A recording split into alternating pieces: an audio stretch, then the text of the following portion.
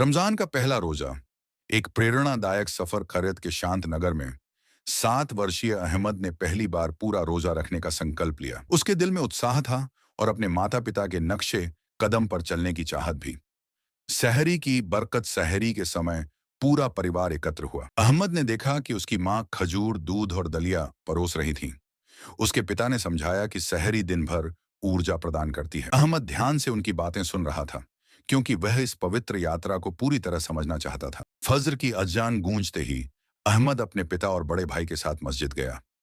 वहां की एकता और इबादत ने उसके दिल को सुकून और ताकत दी। सूरज उगते ही रोजे की असली परीक्षा शुरू हो गई। सब्र की परीक्षा। जैसे जैसे दिन बढ़ा, भूख और प्यास महसूस होने लगी, लेकिन अहमद को पिता की सीख याद आई।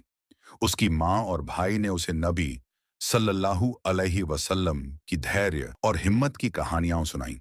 उसने खुद को कुरान पढ़ने में व्यस्त कर लिया, जिससे उसे सुकून और शक्ति मिली। अहमद को हजरत मूसा अलैहिस्सलाम की कहानी बहुत प्रेरणादायक लगी।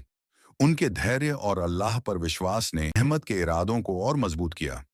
इफ्तार का इनाम शाम होते होते अहमद को कमजोरी महसूस होने लगी, लेकिन जब उसने अपने परिवार को देखा तो उसे एहसास हुआ कि वह अकेला नहीं है।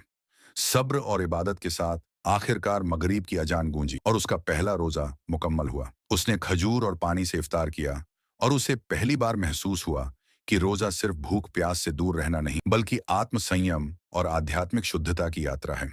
उसकी माँ ने उसे गले लगाया और पिता ने गर्व से कहा, आज तुमने सिर्फ भूख पर काबू नहीं पाया, बल्कि अपने इरादों को मजबूत किया है। कहानी से सीख सब्र और हिम्मत हमें हर कठिनाई से पार पाने की शक्ति देते हैं। रोजा सिर्फ एक इबादत नहीं, बल्कि आत्म अनुशासन और अल्लाह से नजदीकी का एक बेहतरीन जरिया है।